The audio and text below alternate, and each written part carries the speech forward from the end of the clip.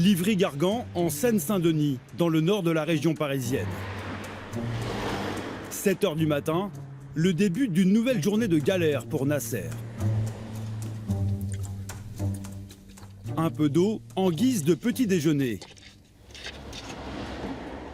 Depuis quelques mois, il n'a d'autre choix que de dormir dans sa voiture. Je suis rentré à 4 h, je finis le travail à 3 h, je suis rentré à 4 h. Histoire juste de se reposer un petit peu. Petite toilette rapide. Nasser, 47 ans, est maître d'hôtel dans la restauration et il gagne bien sa vie.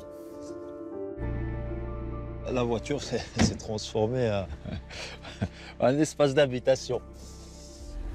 Tout a basculé il y a presque 2 ans, depuis que des squatteurs occupent sa maison.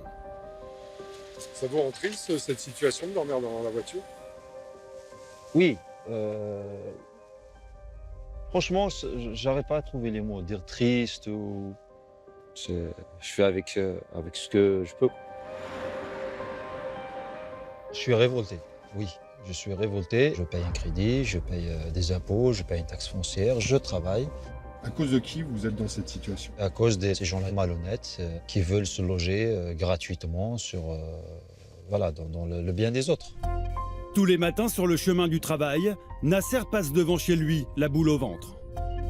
On est dans la rue, là où il y a la voiture qui est garée sur le trottoir. Là. Après celle-là, celle qui est dans le renforcement, là, la jaune qui est à l'intérieur, là, la grande maison sur votre droite. Ce pavillon de 150 mètres carrés avec un grand jardin, c'était le début d'une nouvelle vie pour sa famille.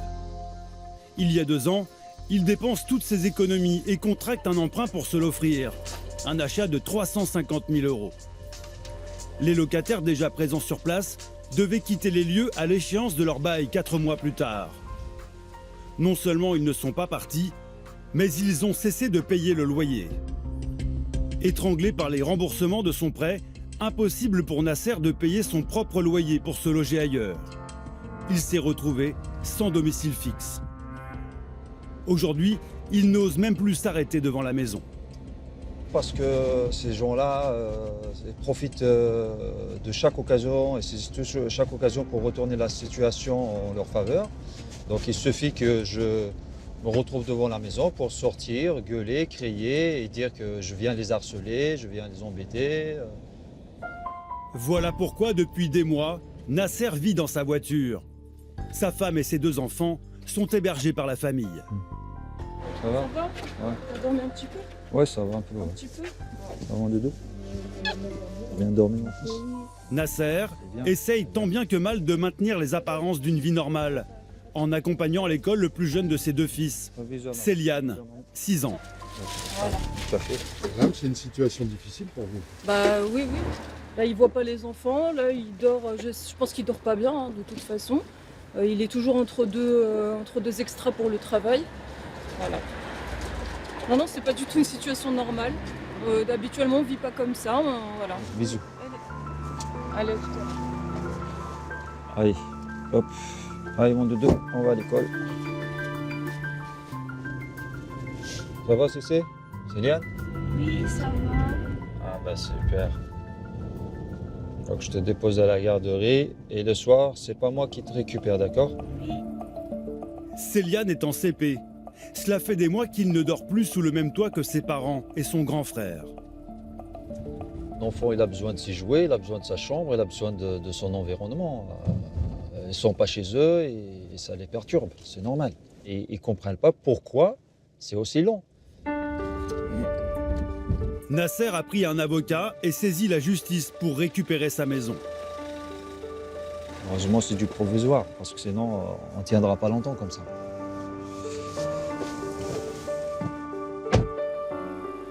Mais il a le sentiment que la loi protège les squatteurs au détriment des propriétaires.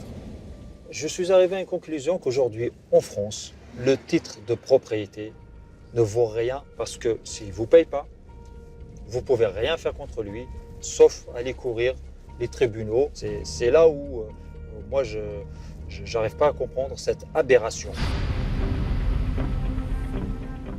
Aujourd'hui en France, obtenir l'expulsion de squatteurs prend souvent entre 1 an et demi et 2 ans.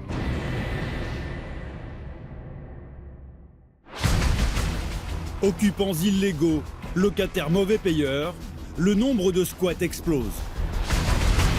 Il y a eu pas mal de squats dans cet immeuble. Cet appartement-là, il était squatté, on l'a muré. Regardez là, ça s'appelle le campus. C'était réservé aux étudiants il y a quelques années. Aujourd'hui, c'est du squat. Des dizaines d'affaires particulièrement choquantes qui font régulièrement la une des journaux. Comme récemment à Toulouse. Cette nouvelle affaire de squatteur, un homme de 88 ans ne peut plus rentrer chez lui depuis que des occupants illégaux ont pris possession de son domicile. Et je suis en colère. Ils rentrent comme chez eux, comme si rien n'était. Ou encore à Théoul-sur-Mer. Un couple de retraités lyonnais s'est retrouvé du jour au lendemain à la porte de sa résidence. Face à la multiplication des squats, des milliers de petits propriétaires se retrouvent dans de graves difficultés financières. Du dégoût que ces gens qui sont hors la loi soient protégés. Des situations choquantes qui mènent parfois aux actes les plus désespérés. À l'image de cette femme de ménage qui a tenté de s'immoler par le feu devant l'hôtel de ville de Paris pour alerter sur son calvaire. Son appartement est squatté depuis plus de 2 ans sans que rien ne bouge. Mais alors, qui sont ces squatteurs et comment les déloger? Pour le savoir, pendant des mois, nous avons accompagné celles et ceux qui luttent contre ce fléau. Il va falloir quitter les lieux. Propriétaires, huissiers, avocats, ils nous ont ouvert leurs portes pour mesurer l'ampleur du phénomène. On a dit il faut partir, il faut partir, il faut partir. Ils ne partent pas. Et ils croient que ça va durer éternellement. Nous avons partagé le quotidien de Maître Plaisant, huissier à Marseille. Une spécialiste de l'expulsion au caractère bien trempé. On ne peut pas être surpris d'être expulsé quand on ne paye pas son loyer depuis plus de 2 ans. C'est pas une surprise. Vous découvrirez aussi Yann Collet, Messieurs, dames, bonjour. un personnage haut en couleur. Aujourd'hui, là, tu es chez moi, là. Ici, propriété privée. Oh, tu te calmes. Cet ancien agent immobilier a créé un nouveau business. Il rachète les maisons squattées à petit prix et se charge de déloger les occupants illégaux. Putain, ce bordel là-dedans. Ces méthodes sont parfois surprenantes, comme par exemple payer les squatteurs pour qu'ils partent. Tu me donnes 1800 carreaux. Tu me donnes tout de suite. Je sors. Tu me donnes pas. T'as pas compris. Je ne sors pas. Mais lorsqu'on récupère son bien après des années de procédure, la galère n'est souvent pas terminée. Certaines maisons sont entièrement saccagées. Regardez comment on récupère la porte. C'est révoltant. Profiter d'une maison pendant 2-3 ans et puis dégrader. C'est une déchetterie. Hein. Imaginez la réaction d'un propriétaire de voir sa maison est pareil. Près de 150 000 foyers sont aujourd'hui sous le coup d'une procédure d'expulsion. Et vous allez voir que certains sont de véritables professionnels du squat. Quelque chose n'est pas utilisé est légitime à être utilisé par quelqu'un d'autre qu'on a besoin. Nous avons découvert que certains squatteurs connaissent sur le bout des doigts les rouages de la justice et savent utiliser les failles de la loi. Il faut comprendre, c'est que comme la procédure est très longue, c'est là-dessus que jouent les squatteurs. Alors, pour expulser de gré ou de force les occupants illégaux, certains sont prêts à tout, comme faire appel à une société anti-squat, sorte de milice aux méthodes pour le moins intimidantes. J'aimerais pas être à la place des locataires ou même des squatteurs. Très honnêtement, ça fait peur. Occupants illégaux. Ici, c'est dommage. C'est pas nous. Loyers impayés. Oui, mais vous me laissez quand même m'habiller. Un quart d'heure. Découvrez notre enquête explosive sur le grand scandale des squats. On peut procéder à l'expulsion. On sécurise les lieux.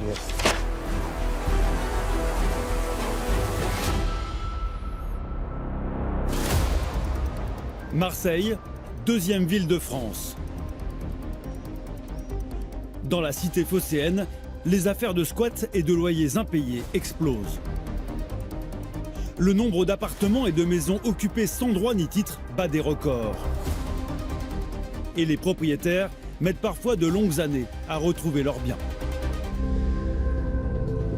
Dans le centre-ville, le quartier des artistes du cours Julien, bien connu des Marseillais.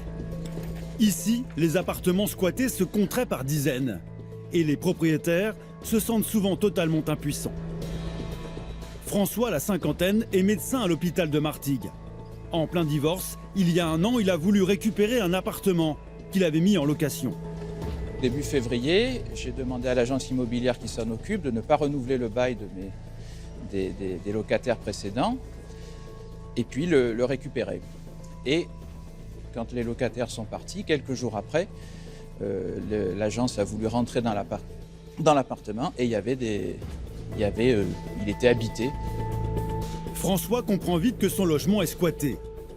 Il porte plainte aussitôt, mais au commissariat, on lui annonce la couleur. Il va devoir être très, très patient. La police m'a conseillé de trouver une solution autre que juridique. C'est-à-dire de les sortir moi-même avec quelques collègues, par la force au besoin.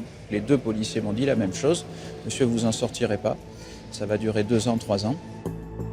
La procédure risque d'être d'autant plus longue que François est tombé sans le savoir sur des squatteurs qui n'en sont pas à leur coup d'essai. Nous décidons d'aller frapper à leur porte en caméra discrète. L'appartement de François se situe dans cet immeuble ancien, au 2e étage. Sur l'interphone, les squatteurs ont inscrit leur nom, tout comme sur la boîte aux lettres. Même chose sur la porte au 2e étage. Bonjour, je suis journaliste. La personne qui nous ouvre est l'une des 3 squatteurs installés ici. Elle assume la situation et se sent parfaitement dans son droit. De toute façon, c'est pas très compliqué, hein. C'est juste un mélange de manque de moyens et de remise en question de la propriété privée. Juste question de privilégier la propriété d'usage à la propriété tout court. Qu'est-ce que tu entends par propriété d'usage? Ça veut dire que quelque chose n'est pas utilisé est légitime à être utilisé par quelqu'un d'autre qui en a besoin. La jeune femme s'estime dans le besoin. Il est donc tout à fait légitime, de son point de vue, de s'approprier l'appartement de François sans payer de loyer. Et elle a un deuxième argument. L'immeuble serait convoité par un promoteur immobilier. C'est un immeuble qui va être vendu, ils ne vont pas en louer, ça va être long, ça va servir à personne. Faux, aucune vente de cet immeuble n'est prévue à ce jour. Quant à la jeune femme, elle ne cache pas qu'elle est devenue une sorte de professionnelle du squat. Il y a longtemps que tu vis de squat en squat?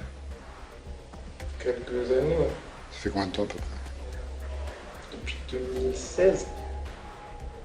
Depuis 2016, tu es en squat. Et en 2016, en 5 ans, tu as fait combien de squats? 1, 2, 3, 4, 5, 6. D'accord. 7 squats en 5 ans. Et pour se maintenir malgré les recours juridiques, il existerait selon elle des méthodes légales et quasi imparables. Du coup, tous les trucs que je pourrais vous dire, c'est les trucs que vous pouvez trouver dans n'importe quelle brochure écrite par et à l'intention des squatteurs. Je vous laisse aller lire au pire les brochures sur Internet. Nous nous sommes procuré cette fameuse brochure. On la trouve très facilement sur Internet. Elle s'intitule « Le guide du squat de A à Z ». C'est la Bible du squatteur pour déjouer toutes les tentatives d'expulsion. Poser immédiatement des verrous, changer les barilets ou saboter les serrures pour ne pas que le proprio puisse encore utiliser sa clé et barricader les entrées potentielles du lieu pour ne pas que les flics puissent entrer en force, vous foutre dehors et tout refermer. Une fois assigné en justice, si vous gagnez moins que le SMIC, vous avez droit à l'aide juridictionnelle. Elle permet de ne pas payer ses propres frais de justice en les faisant payer par l'État. Nous comprenons aussi pourquoi les squatteurs de François ont affiché leur nom bien en évidence. Mettez très vite des noms visibles sur votre boîte aux lettres et votre porte afin que l'huissier ne puisse lancer une procédure sur requête anonyme, ce qui ne vous permettrait pas de vous défendre devant un juge. En revanche, ce guide omet de rappeler que le squat est un délit passible d'1 an d'emprisonnement et jusqu'à 45 000 € d'amende.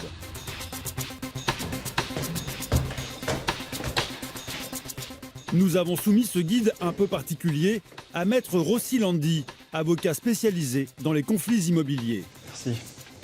Il nous confirme qu'il a été rédigé par des squatteurs qui savent exploiter les failles du code civil. Sur la première image, je vois un interphone à l'extérieur, donc de la voie publique, on sait déjà qu'il y a quelqu'un. Ensuite, on le voit sur la boîte aux lettres. Et alors là, ça c'est vraiment incroyable, sur la porte même du logement, pour montrer qu'il habite les lieux, qu'il a élu domicile dans les lieux. il utilise, il met son nom, il s'en cache pas. On croit souvent que les squatteurs veulent se cacher. Non, pas du tout. Squatter, c'est se montrer, au contraire, pour pouvoir bénéficier effectivement de l'élection de domicile et dire c'est mon domicile, donc je me montre, comme ça je suis protégé. Ce qu'il faut comprendre, c'est que comme la procédure est très longue, c'est là-dessus que jouent les squatteurs. Ils se disent, moi, tant que je ne suis pas sous la menace directe d'une expulsion, le temps que le propriétaire fasse sa procédure et qu'ensuite le préfet accorde le concours de la force publique, il va se passer plusieurs mois, voire plusieurs années. Les autorités cherchent depuis longtemps à bannir d'Internet ce guide du squat de A à Z, en vain. Ça reste un délit, si vous voulez, le squat. Donc, entre informer les gens sur leurs droits, dans le cadre du droit au logement, ça c'est une chose, mais les informer et les conseiller expressément comment tricher, comment frauder, comment gagner du temps et comment commettre un délit, effectivement, pour moi, ça me paraît être une incitation et ça me paraît relever, pour le coup, du droit pénal. Donc, pendant ce temps-là, c'est le propriétaire qui subit et qui paye l'addition. François, le propriétaire, a engagé une avocate pour tenter de récupérer son appartement par la voie légale. Depuis une loi votée en janvier 2020, la procédure est plus simple en cas de squat d'une résidence principale ou secondaire. Elle permet aux préfectures d'accélérer les expulsions. La réponse de la préfecture a été rapide, mais ce n'est pas vraiment celle que François attendait.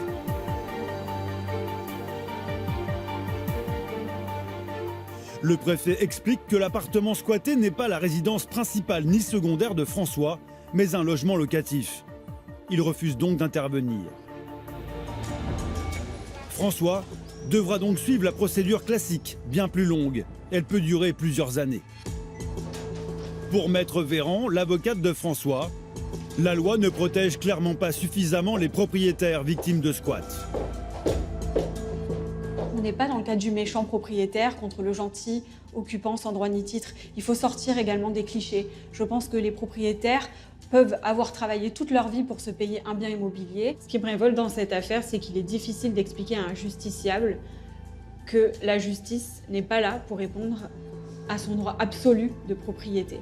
Je rappelle que le droit de propriété est un droit absolu et que rien ne peut venir le bafouer. François attend que la procédure d'expulsion aille à son terme. Cela fait maintenant plus d'un an. Il a désormais perdu l'espoir de retrouver rapidement son bien et souhaite désormais le vendre au plus vite. Qu'est-ce que vous inspire cette situation ? Du dégoût. Du dégoût. Du dégoût que ces gens qui sont hors la loi soient protégés et que ça me crée du souci. Donc un grand dégoût.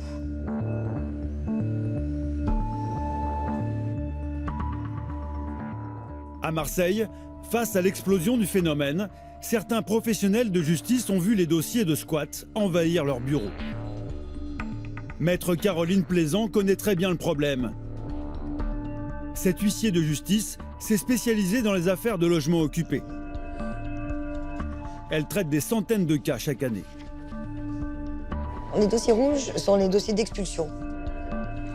Alors, il y en a quand même certains qui sont classés, pour lesquels nous avons déjà expulsé. Et on est en recouvrement de dettes, tout simplement. Et après, on a toute une partie des dossiers, ça ce sont les récents, où nous sommes en attente de concours. Le concours de la force publique, cela signifie l'assistance des forces de l'ordre pour épauler les huissiers lors des expulsions. Je suis sur le terrain depuis très longtemps. Ces derniers temps, ça s'est multiplié par 5. Pour moi, dans mon travail, ça s'est multiplié par 5. Les procédures s'allongent, car avant d'exécuter une expulsion, les préfectures imposent de remplir certaines conditions.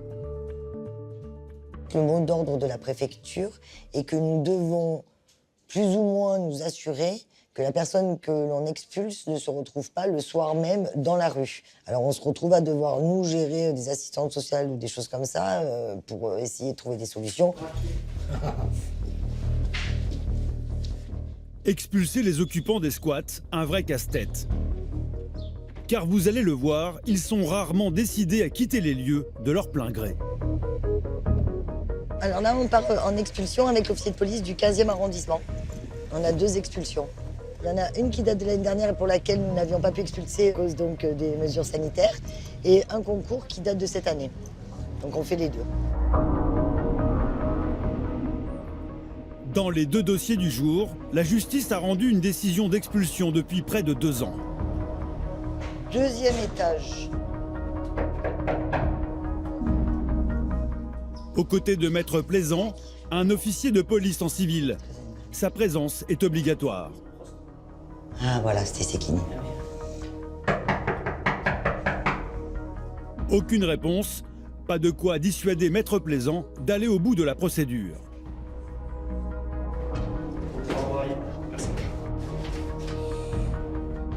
Le serrurier force le verrou. Et les policiers entrent en premier. Bonjour madame, c'est la police. C'est la police avec l'huissier et c'est l'expulsion. Bonjour, on se connaît, on s'est vu l'année dernière, vous vous souvenez de moi? Vous deviez trouver une solution de relogement. Mais j'en ai pas trouvé pour le moment. D'accord. Il est où votre copain? Il est à son travail. À son travail. Il va falloir l'appeler et il va falloir quitter les lieux. Regardez, on va ouvrir les volets, d'accord? Les fenêtres. Je suis pas habillé là. Attendez, je vais rester là moi. Cela fait 7 ans que cette femme d'une 50aine d'années habite dans cet appartement. L'année dernière, je suis venue, vous aviez votre copain. Vous n'avez rien fait, vous?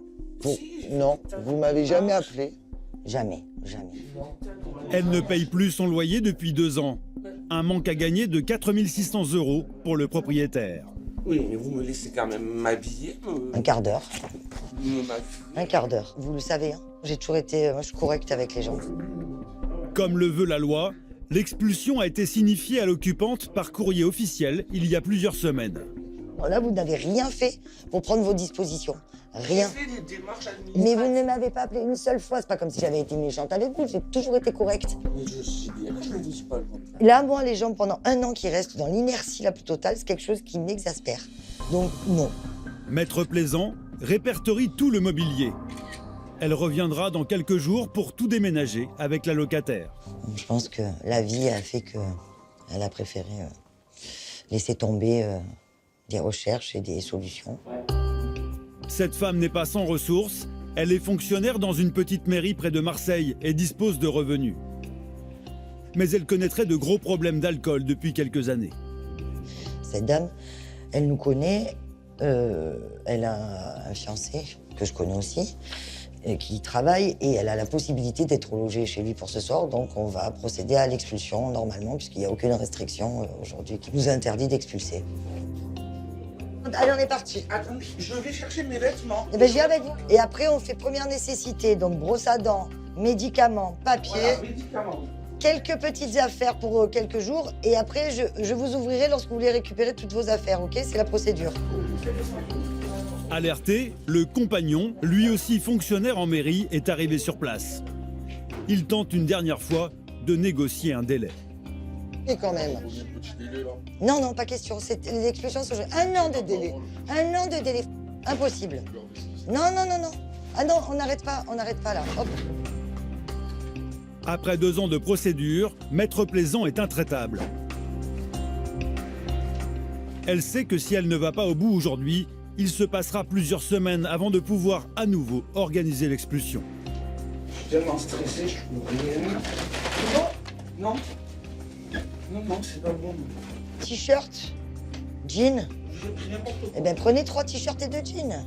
Vous avez pris des chaussures? Non, ah, voilà, c'était ça que je pensais. Voilà. En théorie, un occupant sans droit ni titre qui se maintient dans un logement risque jusqu'à 1 an de prison et 15 000 € d'amende. C'est bon les garçons, on y va. Allez, go. Mais la sanction n'est quasiment jamais appliquée. Vous m'appelez?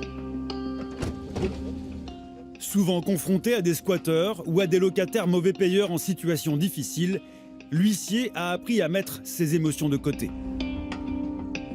On n'est pas là pour juger de la tristesse ou de la non-tristesse de la situation. On est là pour mettre à exécution des décisions de justice. Donc les enquêtes sont faites préalablement par les officiers de police de secteur. La préfecture étudie le dossier également. Donc en l'occurrence, ils connaissent la situation et ils ont estimé que ces personnes-là devaient être expulsées.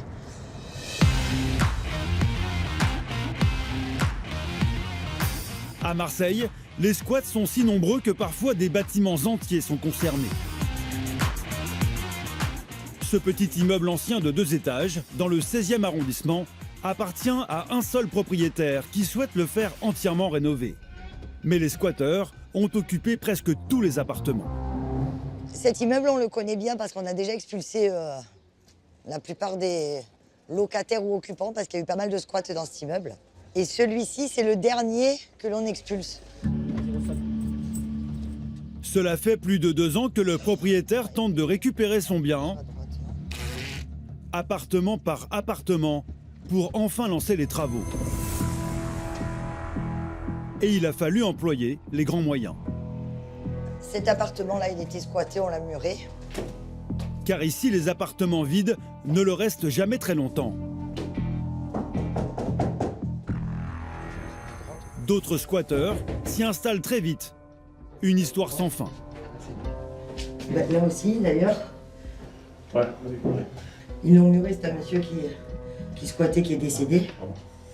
Et on l'a muré aussi. Vous êtes là? Là encore, pas de réponse. j'ai fait la muscu.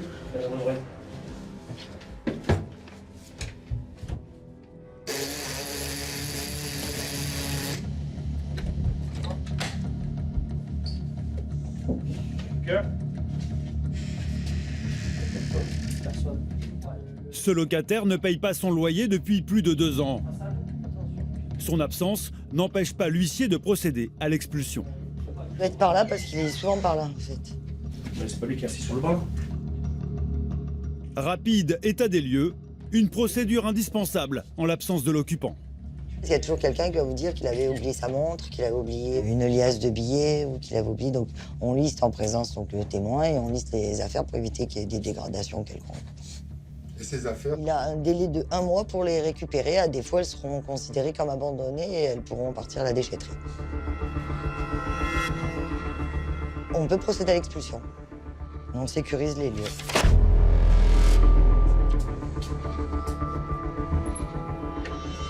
La serrure est changée. Maître Plaisant appose un avis de passage sur la porte. L'expulsion est terminée. Mais l'huissier sait qu'elle n'en a pas fini avec ce dossier. Je pense qu'il va nous appeler pour récupérer ses affaires ou venir dormir un soir. Ouais, parce que là, il va se cogner contre la porte quand il va rentrer. C'est certain, mais c'est le principe de l'expulsion. À peine quelques minutes plus tard, le locataire prend contact avec Maître Plaisant. Retour dans l'appartement. Monsieur, allez changer la serrure. C'est pas les bonnes clés, vous avez pas les clés. Non, vous n'avez pas la clé du coup. La clé, vous l'avez pas. Elle sait que l'homme va tout faire pour essayer de rester dans les lieux. Allez-y, récupérez vos affaires vite fait là.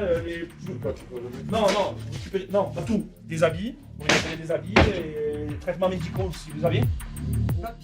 L'homme d'une quarantaine d'années est au chômage. Il cherche à repousser l'échéance. Juste dans les 10 minutes qui suivent, vous allez récupérer vos affaires les plus... 10 minutes. Voilà, les affaires les plus... Parce qu'on n'a pas plus. On ne fait pas plus. Papier. Ça va. Vous avez me convoqué? Je n'ai pas reçu la lettre. Alors attendez, on va juste... Moi, j'ai le numéro. Attends, on va juste remettre les choses à leur place. On a une décision depuis 2019, on est en 2021, ça fait 2 ans. Donc, en l'occurrence, c'est vous qui nous faites patienter depuis 2 ans et c'est pas l'inverse. J'ai pas reçu le courrier, piston. Voilà, le courrier, j'ai pas reçu parce que la boîte en bas, elle est cassée. 3/4 du temps, on a certaines fois, on a problème de courrier. L'homme espérait se maintenir dans l'appartement encore quelque temps. Je pensais que pendant la pandémie, ils ont arrêté de l'expulsion. C'est que vous avez mal interprété les choses. Et donc, quand on ne paye pas son loyer pendant 2 ans, les expulsions sont gelées, mais pas le paiement des loyers. Quand on ne paye pas son loyer depuis 2 ans, on ne peut pas être surpris, surtout quand vous voyez, et que vous savez que je suis huissier, et que vous voyez que j'ai expulsé les autres, on ne peut pas être surpris d'être expulsé quand on ne paye pas son loyer depuis plus de 2 ans. C'est pas une surprise. C'est juste une surprise, c'est la date. Mais les expulsions ont repris à partir du 1er juin, donc quand à partir du 1er juin, donc vous devez vous y attendre. Et jamais vous avez pris contact avec l'étude une seule fois. Vous arrivez. Monsieur, vous savez que vous payez pas, vos loyers. Oui, ça va, oui, tout le monde. C'est ça. Oui. Oui, enfin, ça fait 2 ans à peu près. Hein. Il y a des délais. D'accord. Il y a des délais. Vous pensez pas qu'on est à bout des délais depuis 2019? Je sais pas, à un moment donné, non? Depuis le début de la pandémie de Covid-19, Les autorités ont effectivement allongé la trêve hivernale et suspendu les expulsions. Mais tout cela a pris fin à l'été 2021. Je ne suis pas responsable de votre situation. En fait, je suis la conséquence de votre situation. Il faut comprendre la différence. C'est bon, monsieur, il faut qu'on ferme. Merci. La préfecture a veillé à ce que le squatteur soit accueilli dès ce soir dans un hébergement d'urgence, en attendant de retrouver un logement stable. Malgré tout, l'homme qui affirme vivre du RSA s'estime victime d'une injustice. Malheureusement, c'est comme ça en France. On dit en France, elle est belle, mais elle n'est pas belle. Déjà, je touche que quoi 490 €. 490 € pour 30 jours. L'État, ils savent, avec 490 €, on n'arrive pas à vivre. C'est pas possible, c'est impossible. Je vais voir, merci. Allez, au revoir. En France, les huissiers réalisent environ 10 000 expulsions par an. Mais cela ne représente qu'une décision de justice sur 10. Et les délais pour obtenir que les squatteurs soient chassés sont souvent très longs pour les victimes.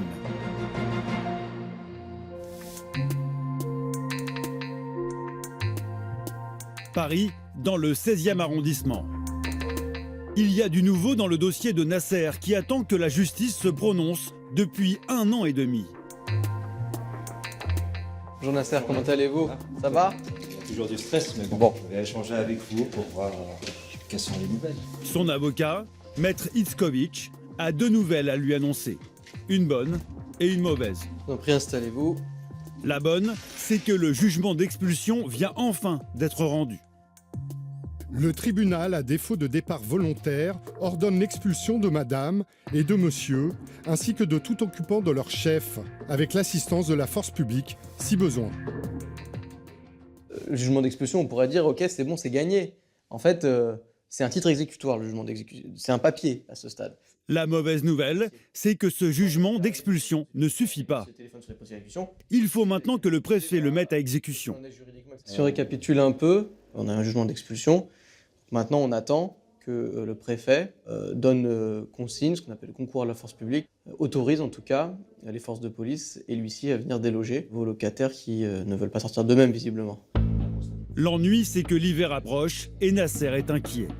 J'ai peur qu'on arrive à la trêve hivernale.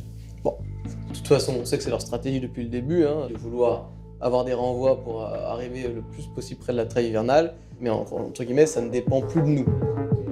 Nous sommes début octobre et la trêve hivernale commence le 1er novembre. Elle dure jusqu'au 31 mars.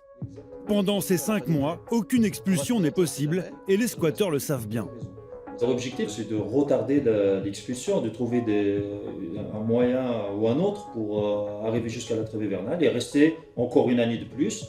Leur but, c'est de se loger gratuitement d'année en année. Pour retarder les procédures, les squatteurs useraient de tous les moyens légaux. Ils ont sollicité l'aide juridictionnelle, donc une aide qui est permise à toutes les personnes qui n'ont pas les moyens de payer un avocat, et donc l'État dans ce cas-là prend en charge le paiement d'un avocat, ce qui est un droit pour chaque personne. Mais cette demande d'aide juridictionnelle, ils l'ont faite uniquement dans le but d'obtenir un renvoi. Si le jugement d'expulsion n'est pas appliqué dans le mois qui vient, l'expulsion sera impossible et Nasser devra passer un nouvel hiver dans sa voiture. Ça veut dire repartir encore une année de galère et de difficultés pour moi et ma famille. Donc ça va être de la précarité pour nous. Ça va plutôt rapide que ça va bien se passer. Ouais, j'espère. Merci à vous. En additionnant les loyers impayés et le coût des procédures en justice, Nasser estime aujourd'hui son préjudice financier à plus de 55 000 €. Merci, à bientôt, bon courage. Merci. Au revoir. Au revoir. Désormais, il est suspendu à la décision du préfet. Face à ces situations de blocage, certains professionnels de l'immobilier se sont spécialisés dans les affaires de squat. Ils proposent aux propriétaires squattés de régler le problème à leur place. Même si cela provoque parfois des situations plutôt tendues.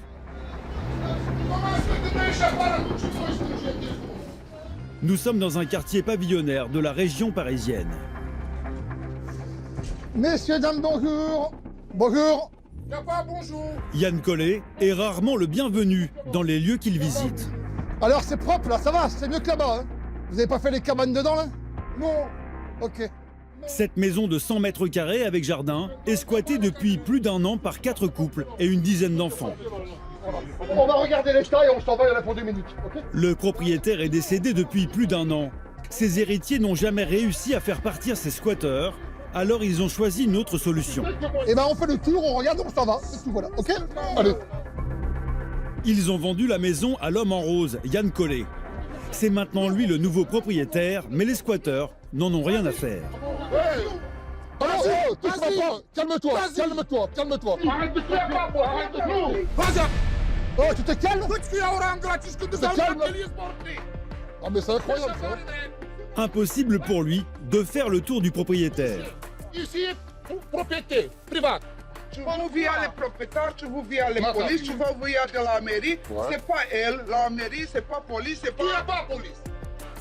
Les squatteurs refusent sa présence. Alors Yann essaye d'expliquer que la maison lui appartient. Aujourd'hui là, tu es chez moi là. Mon métier à moi, c'est de racheter des biens squattés. Tiens, regarde. Mon nom c'est Yann Collet, ça ma carte. Tiens. Voilà. Mais il comprend que la situation peut vite dégénérer. C'est bon. Allez, c'est bon. Discute pas, c'est bon. Il rebrousse chemin et tentera sa chance une autre fois. Les squatteurs qui sont ici me connaissent, car nous les avons déjà expulsés d'une autre maison. Donc ils m'ont reconnu, et donc ils sont particulièrement agressifs. Des situations comme celle-ci, Yann Collet et son associé en rencontrent tous les jours. Ils connaissent toutes les combines des squatteurs. Ils sont bien informés, parce que quand on passe devant la maison, on ne peut pas voir qu'elle est inoccupée. Donc ils sont très très bien informés, il y a des personnes qui cherchent des maisons vides pour eux, et souvent ils regardent les avis de décès, et puis ils apprennent qu'il y a une personne qui est décédée, donc ils rentrent dans la maison. Donc là les héritiers n'ont pu récupérer aucun souvenir. Et ils récupéreront rien.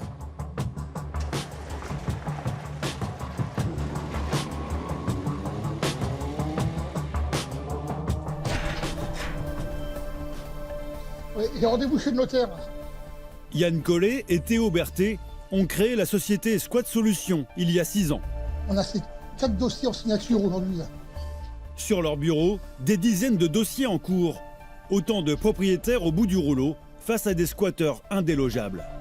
Bon, il faudrait que tu rappelles le notaire pour savoir, parce que le problème c'est que le compromis va expirer, donc on ne peut pas signer. Yann et Théo se sont fait une spécialité.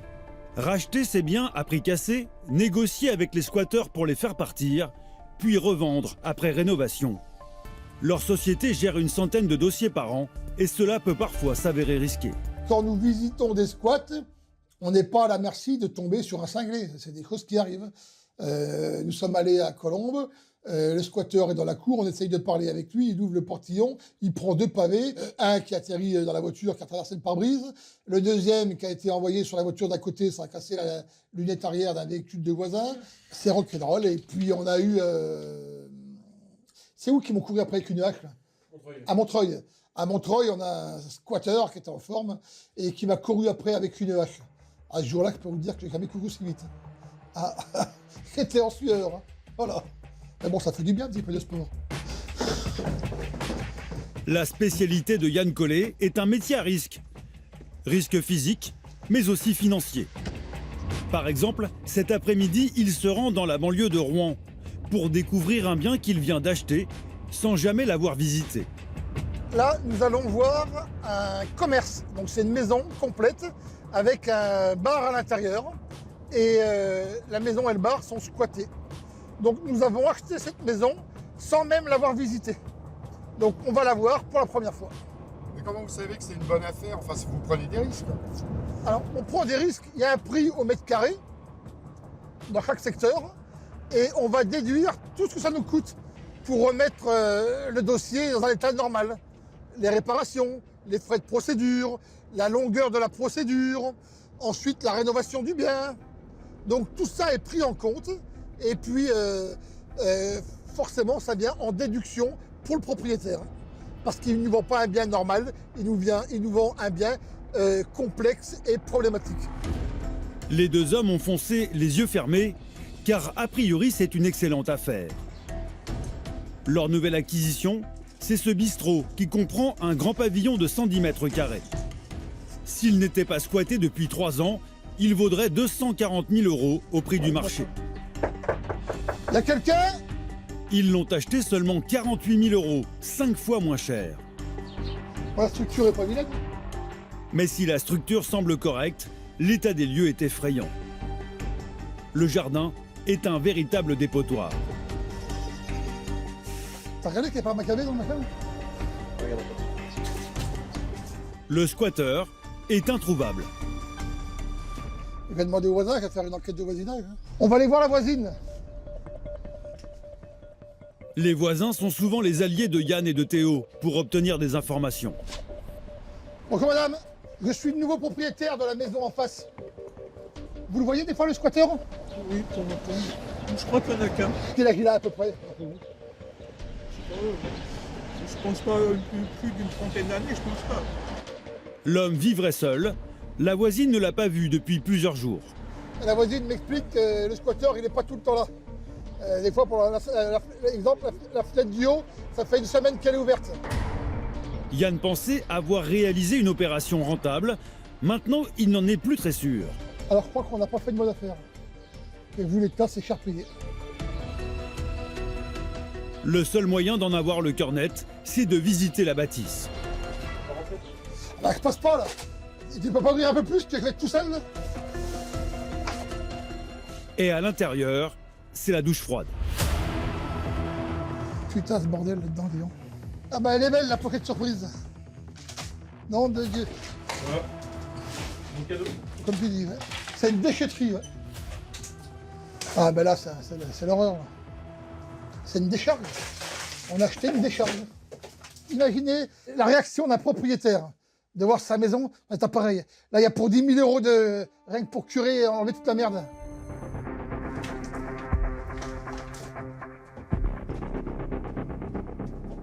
À l'étage, c'est encore pire. Oh là là, mais qu'est-ce que c'est ce bordel? Qu'est-ce que c'est cette déchetterie?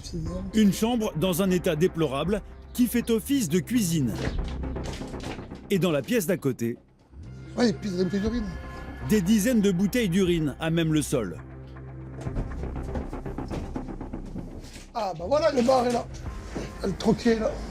Mais Yann reste optimiste. Le spécialiste voit le potentiel du bien.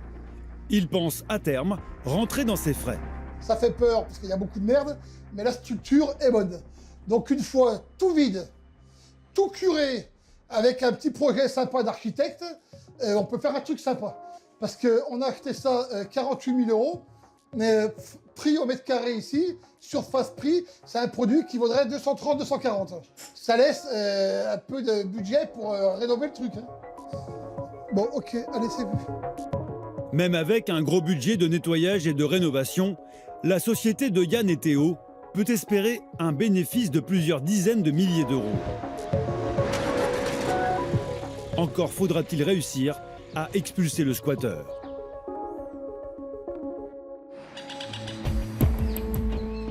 En région parisienne, retour avec Nasser, dont la maison est squattée depuis 2 ans. Aujourd'hui, pour lui, c'est peut-être la fin du cauchemar. Je vous assure que je ne suis pas encore soulagé. Je suis tellement désespéré de la situation et découragé et perdu confiance que je serai soulagé, j'aurai un ouf de soulagement au moment où je franchis la porte. Nasser est tendu, car à quelques rues de là, devant sa maison, c'est l'effervescence. Une dizaine de policiers, un huissier de justice et un serrurier sont en action. Le préfet a accordé le concours de la force publique pour procéder à l'expulsion. Nasser peut s'estimer chanceux. Chaque mois, seules quelques centaines sont réalisées. Qu'est-ce que c'est Ça, c'est un déménagement d'huissier. Il faut partir, il ne parte pas. Et il croit que ça va durer éternellement, mais il y a des procédures. Après, il est trop tard pour pleurer. Hein. Nous n'avons pas obtenu l'autorisation de filmer l'opération.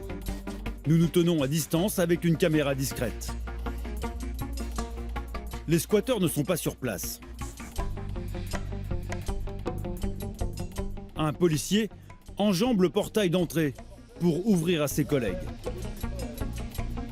La maison va être entièrement vidée pour que Nasser puisse récupérer son bien aujourd'hui même.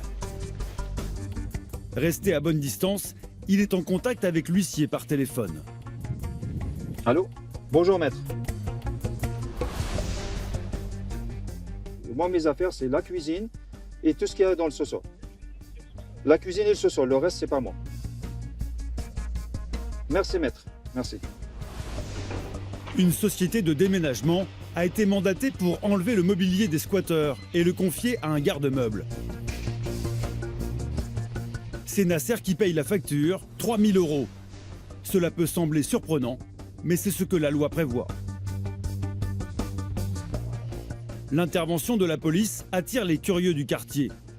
Beaucoup de voisins étaient au courant de la situation. Il était temps, hein. Vous étiez au courant? Ça fait 2 ans et demi qu'ils ne payent pas leur loyer à un propriétaire. Et ça fait 2 ans qu'ils se battent à une propriétaire, ils sont pratiquement à la rue. Il fallait qu'ils interviennent un peu plus tôt. Hein. Ouais. Dans le garage, surprise. L'huissier découvre ce luxueux 4x4, la voiture des squatteurs. Un modèle allemand d'une valeur de plus de 100 000 €. Le véhicule va lui aussi être enlevé. Vers 16 h, le couple de squatteurs arrive sur les lieux. Elle est commerçante, il travaille dans l'immobilier. D'après nos informations, ils ne sont pas dans le besoin. Le couple est même à la tête de 3 sociétés en nom propre. Le capital s'élève au total à plusieurs centaines de milliers d'euros. Ils présentent une requête à l'huissier. Ils voudraient que leurs affaires n'aillent pas au garde-meuble, mais soient livrées directement à leur nouveau domicile. Ou elle paie la facture, ou elle va les récupérer. Ce qui exaspère Nasser au téléphone avec sa femme. Ah non, elle croit que je vais charger le camion et l'envoyer à sa nouvelle adresse. Tu imagines le summum de la mauvaise foi de cette personne? Oui, elle nous a laissés en galère pendant que nous on galère. Elle a un autre bien, elle a une nouvelle adresse pendant que nous on galère. Une demande à laquelle il s'oppose fermement. C'est vraiment quelque chose d'aberrant. Elle a une nouvelle adresse, elle a un bien immobilier, ça veut dire qu'elle a acheté. Et au moment où on évacue ses biens, son mobilier vers un garde-meuble, elle demande qu'on le déplace dans sa maison. Voilà, quelque chose d'aberrant. C'est donc bien au garde-meuble que les biens des squatteurs sont envoyés. Et en fin d'après-midi, le déménagement se termine. Ça y est, fermez ce camion. L'opération aura duré 5 heures. Messieurs, merci. Merci et bravo parce que vous avez vraiment bien travaillé. Je vous félicite. Merci. Il est 19 h. Après 2 ans de galère, Nasser retrouve enfin la pleine propriété de sa maison. Je vous invite à rentrer. Voilà, le premier pas dans ma maison, enfin, soulagé. Soulagé, d'autant qu'à première vue, il n'y a pas trop de dégâts à l'intérieur. Ça va, la cuisine, elle est en bon état et je vois que l'électroménager, il y est toujours. Il n'y a pas de dégradation au niveau là. Mais à y regarder de plus près. On voit ici, il y a un bon coup de pied dans le mur. Voilà, ça c'est une dégradation. Là, c'est révoltant que profiter d'une maison pendant 2-3 ans et puis dégrader. Alors ici, c'est encore une autre surprise. Ici, normalement, j'avais une salle de bain. J'avais une baignoire. Elle n'y est plus. Baignoire envolée, robinetterie arrachée. Voilà, regardez comment on récupère la porte. Voilà. Ça, je pense pas que de l'usure, ça. C'est de la dégradation. C'est des coups de poing, c'est des coups de pied dans les portes. À l'étage, les mauvaises surprises s'accumulent. Pareil, voilà. Des caches de prise arrachées partout. Il n'y a pas un cache qui est resté, regardez. Une douche aussi arrachée, encore, nouvelle fois. C'est vraiment, qu'est-ce qu'on peut dire? Mais au moins, ce soir, Nasser ne dormira pas dans sa voiture. Il ne lui reste qu'une petite formalité à remplir. Je vais essayer de changer le verrou de la porte pour la sécuriser. Pourquoi vous avez peur de quoi? Vous savez, quand on a perdu confiance, on a perdu. Hein. Donc ces jours-là, je ne leur fais pas confiance. Qu'est-ce que j'en sais? Ils peuvent revenir ce soir, ils peuvent revenir à plusieurs, ils peuvent venir m'agresser, ils peuvent... Voilà, qu'est-ce que je peux... Les gens qui sont capables de ça, je ne peux pas leur faire confiance.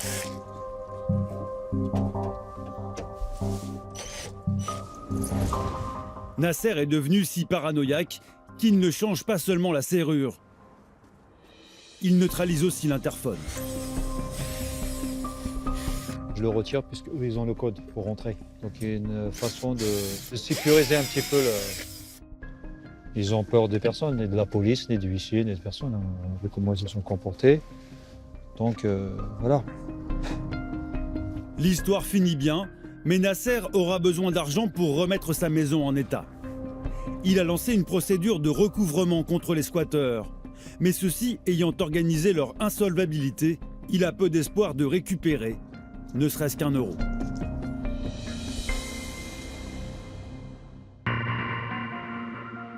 Obtenir l'expulsion est si compliqué que certains propriétaires désespérés sont parfois tentés de se faire justice eux-mêmes, quitte à s'affranchir de la loi. Récemment, une société privée a ainsi défrayé la chronique. Son nom, la Brigade Anti-Squat. Sur son site internet, fond noir et ruban tricolore, elle emprunte tous les codes des autorités officielles. Elle promet une réponse rapide et propose même des devis gratuits. La Brigade Anti-Squat se présente comme un palliatif au service de l'État. Famille en détresse, propriétaires à bout de souffle, les services de police sont débordés, tout autant que les organismes d'aide au logement. La société affirme qu'elle recherche même des solutions de relogement pour les squatteurs. Nous prenons contact avec les squatteurs pour entrer en phase de médiation afin de leur proposer une solution à l'amiable, comme un logement temporaire adapté. Cette société est apparue dans la région marseillaise. D'ailleurs, les cabinets d'huissiers spécialisés comme celui de Maître Plaisant ont été approchés. Alors, ces gens-là se sont déplacés en autre étude, et dans toutes les études de Marseille, vraisemblablement, avec ce genre de flyers. Ce sont des anciennes personnes de la sécurité qui ont créé une espèce de groupement où ils sont vêtus tels des policiers. Après, avec des matraques aussi, d'après les on-dit, hein, des chiens. Et ils vont dans les squats et en fait, ils virent les squats eux-mêmes à la place de l'huissier. Nous nous sommes procuré la vidéo d'une intervention de cette société qui semble confirmer les propos de l'huissier. Ce que l'on découvre sur ces images fait plutôt penser à une milice privée. Chien d'attaque, homme cagoulé, brassard orange. Une panoplie intimidante qui semble imiter la tenue des officiers de police. Ce genre d'initiative est-il vraiment légal? Nous avons montré ces images à Maître Ducamp, un avocat spécialisé dans les affaires de squat. Très honnêtement, ça fait peur. Et j'aimerais pas être à la place des locataires ou même des squatteurs, si c'est des squatteurs, qu'on va venir, entre guillemets, intimider. On a une dizaine de personnes avec un chien d'attaque, avec des gilets portant l'inscription BAS, qui rappelle un peu la BAC, avec des cagoules sur le visage. Vu la vidéo, vu l'accoutrement, vu la manière dont ils se comportent, je pense absolument pas que ce soit légal. Concrètement, cette brigade anti-squat, moi l'impression que ça me donne, c'est qu'elle se substitue aux forces de l'ordre. Il ne faut pas oublier une chose, c'est que la procédure d'expulsion, elle est très réglementée en France, et la seule personne qui peut diligenter une procédure d'expulsion, c'est l'huissier de justice, et si besoin, avec le concours de la force publique. Qui dit concours de la force publique parle bien évidemment d'un service de police qui est spécialisé dans les expulsions, et absolument pas dans une milice privée qui viendrait se substituer justement aux forces de l'ordre. Et je pense très honnêtement qu'on est plus dans de l'intimidation que dans de la prévention. Le créateur de cette brigade anti-squat, nous l'avons retrouvé. Il a 40 ans, il est ancien videur de boîte de nuit et habite dans la région de Marseille. Il y a la demande, hein. Il y a le marché, il y a le marché. Hein. Bien sûr. Selon lui, la création de la brigade anti-squat est justifiée par la multiplication des cas de squat insolubles, comme il y en a beaucoup à Marseille. Je vais vous montrer une résidence qui est squattée, on va dire à 90%. Voilà, 90% que du squat. Tout ça, que du squat. Que du squat. C'est quoi comme endroit? Ça s'appelle le campus, c'était réservé aux étudiants il y a quelques années. Aujourd'hui, que du squat. Regardez là. Dans cet immeuble, des dizaines d'appartements occupés illégalement et autant de propriétaires désespérés. Alors si nous on intervient là et que ces gens-là on les reloge propres, le propriétaire il récupère son logement et tout rentre dans l'ordre. À l'entendre, la brigade anti-squat serait donc utile. Et le relogement des squatteurs serait sa priorité. Moi j'expulse pas. Moi quand j'arrive, j'essaie de trouver une solution. Ces gens-là, quand vous arrivez pour les expulser, parce que vous dites que vous êtes expulsés, ces gens-là ils se rebiffent. Ils ne vont pas vous laisser, ils vont pas se laisser faire expulser. Par contre, si vous arrivez avec une solution, ben, la porte elle s'ouvre. Quant aux accusations d'intimidation, il les réfute entièrement. On n'a jamais eu de retour mauvais, négatif. Jamais. On n'a jamais eu de problème, on n'a jamais eu de force, on n'a jamais employé la force, jamais de la vie. Jamais. On a misé sur le tape à l'œil, beaucoup sur le tape à l'œil. Pour que les gens, quand ils nous voient, tout de suite, ils ouvrent la discussion. Ils ne ferment pas les portes parce que quand vous y allez, on y va normal. C'est porte fermée, ça parle derrière la porte et puis ils veulent rien savoir et dégager. Les fameux uniformes, l'homme en est d'ailleurs assez fier. C'est la tenue de notre société. Voilà, Brigade Anti-Squat.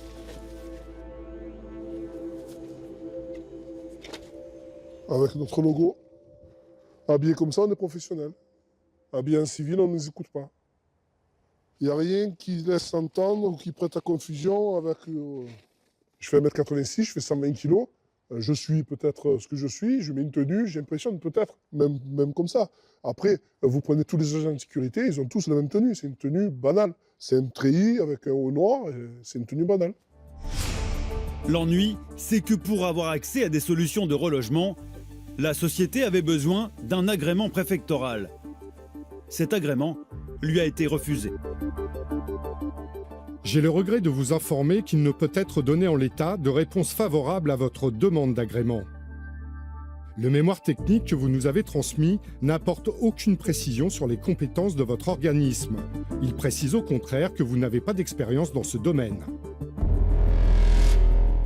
On voit bien que la préfecture, elle cherche à préserver l'interprétation de la loi à des dérives.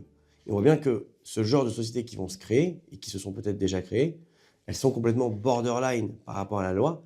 Et c'est tout l'intérêt de cette loi, qui est de la décision de la préfecture, qui est de venir contrecarrer en fait tout cela. La brigade anti-squat a donc dû cesser ses activités. Mais aujourd'hui encore, son fondateur ne comprend pas la décision de la préfecture. Nous, ça partait d'une bonne intention. Je suis déçu, ouais, énormément déçu. Vraiment, sincèrement, vraiment. Personne ne nous a écoutés, en fait. Personne ne nous a écoutés. J'ai reçu le courrier du préfet en me disant que j'avais pas d'agrément. Et moi, sans agrément, je ne peux pas travailler. Les propriétaires, quand ils nous appelaient, ben, quand après je leur disais on n'est plus ouvert, on n'a plus le droit, ben, ils étaient déçus, quoi. Déçus parce qu'en fait, ils sont livrés à eux-mêmes, les propriétaires. Il n'y a personne qui les aide. Il n'y a personne qui les aide. Personne qui les aide. D'après nos informations, en quelques semaines d'activité, la brigade anti-squat aurait tout de même réussi à vendre ses services à une dizaine de propriétaires. Des interventions tarifées autour de 2 000 € en moyenne.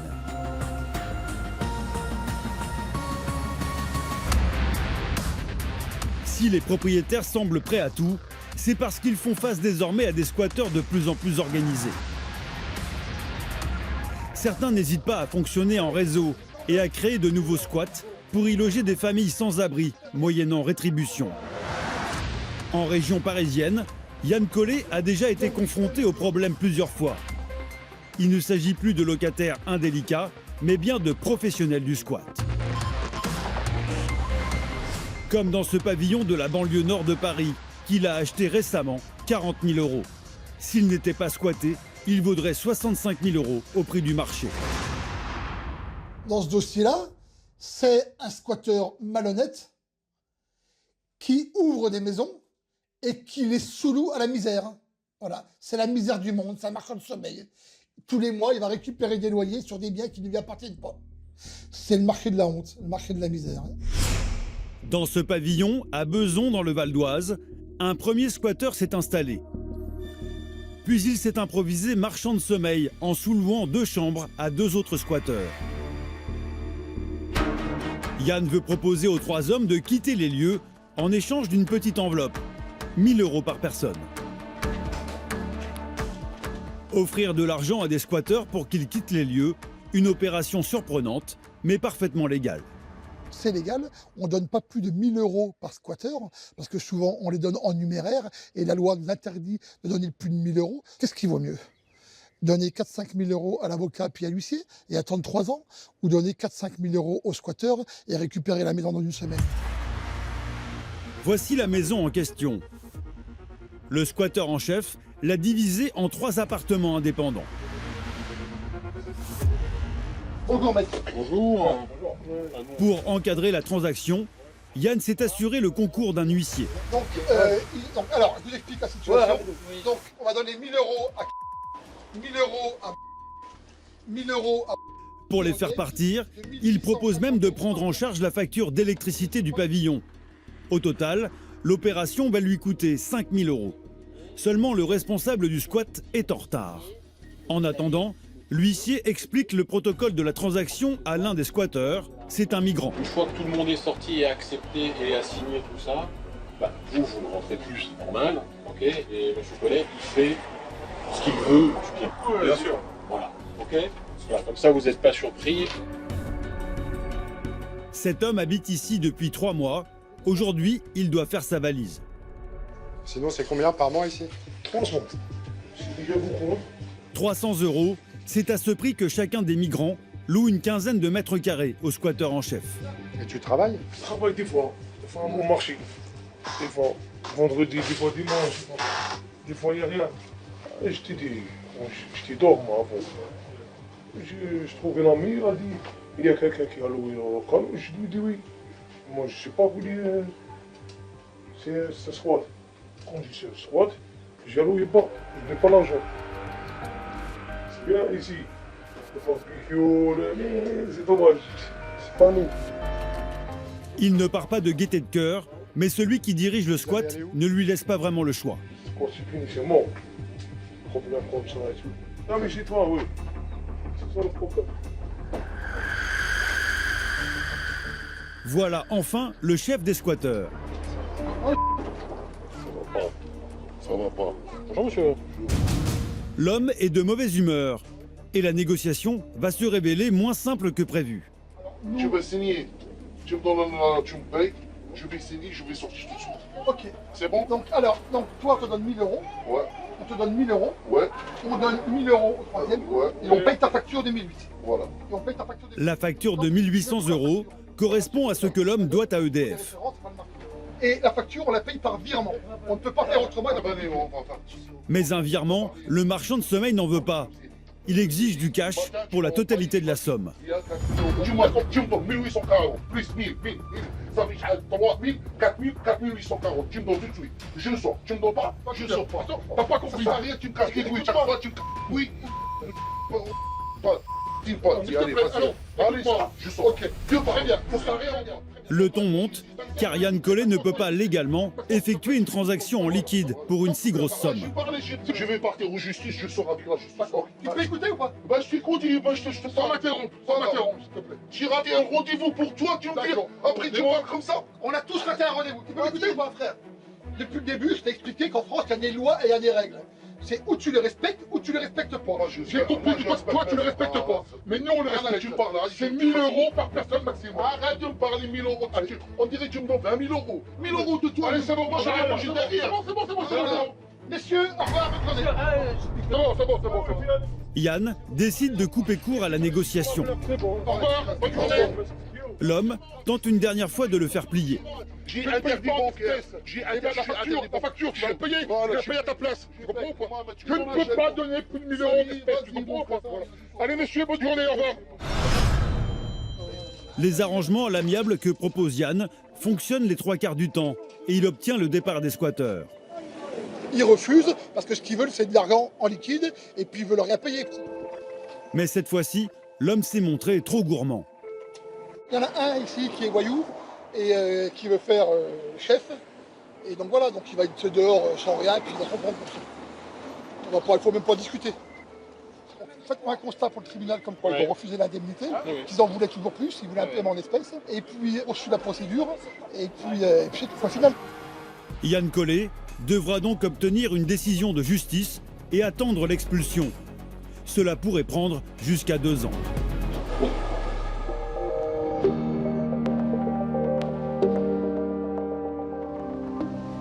Mais parfois, il réussit de belles opérations. À Montreuil, en région parisienne, il nous fait visiter ce pavillon en pleine rénovation. Il aura fallu plus d'1 an à Yann et Théo pour expulser les squatteurs qui y habitaient. Ça va? Ça va. Salut, ça va. Ah bah c'est beau, on dirait Versailles. Cette maison de 100 mètres carrés était en très mauvais état. Juste ici, il y aura une salle de bain, avec une douche, une toilette et un lavabo. Et l'autre pièce derrière, ce sera encore une chambre. Sans squatteurs, la maison de 3 chambres aurait valu autour de 200 000 €. Ils l'ont achetée seulement 120 000. Ah, c'est un métier à risque. Pour la rénover entièrement, Yann table sur un budget d'environ 90 000 €. Donc tu mettrais le lit comme ça? Comme ça, le lit. Avec le chef de chantier, il règle les derniers détails. Ici, ça va être la porte d'entrée. Et là, encore la porte pour le toilette. D'ici quelques mois, il pense la revendre autour de 300 000 €. En déduisant les frais de procédure, il réalise ainsi une plus-value de 70 000 €. Et surtout, tu me mets la VMC. Et j'ai commandé même une fenêtre ici. Ok, super. Une opération très rentable cette fois-ci. C'est une activité à très haut risque. Pour la simple raison, il n'y a aucune banque qui prête de l'argent. Parce que le banquier, la première chose qu'il demande, c'est d'assurer le bien qu'il a financé, et il n'y a pas d'assureur qui assure des squats. Donc des fois, il nous arrive de faire une offre pour acheter une maison ou un appartement squatté. Le temps que le notaire rédige le compromis, et bien la maison est partie en feu. Donc c'est un métier à risque. Yann réalise des bénéfices dans 8 affaires sur 10. Allez. Bye. C'est bon. À la prochaine. En spécialiste de la question, il revend systématiquement les biens qu'il acquiert. Il sait que louer est bien trop risqué.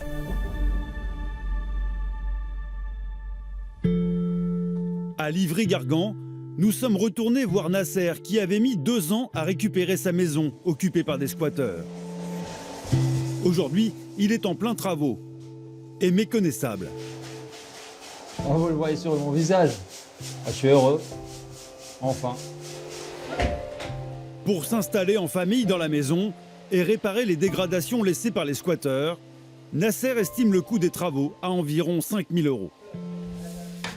On a imaginé en fait comment on allait installer chaque pièce, chaque chose. Après, à un moment, on a arrêté d'imaginer parce que ça faisait trop loin. On s'est mis en stand-by. On s'en est enfin sorti, c'est tout ce qu'on peut dire.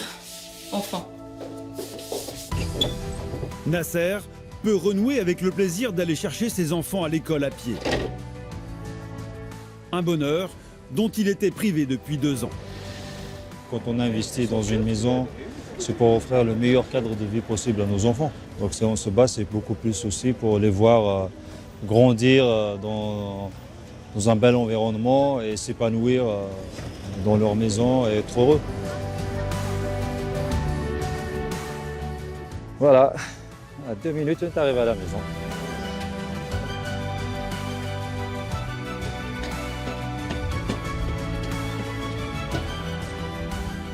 Qu'est-ce que tu penses de ce canapé? Hein? C'est bien. Ça y est, ça commence à prendre forme maintenant. Va monter dans ta chambre, pose tes affaires et puis voilà, pour redescendre des goûters. C'est ma chambre. J'aime bien, elle est trop bien. Et ça fait quoi d'avoir sa chambre? Ah, c'est très bien. Avant, je l'avais pas, je dormais que avec mon frère. Mais maintenant, je suis très content. C'est un soulagement pour toi? Oui, un très grand soulagement. Et ça, c'est alors. Voilà. En moyenne, il faut compter entre 12 et 30 mois pour obtenir une expulsion en cas d'occupation par des squatteurs. Et c'est tout. Bravo mon fils, t'as bien, t'as appris à déchiffrer rapidement.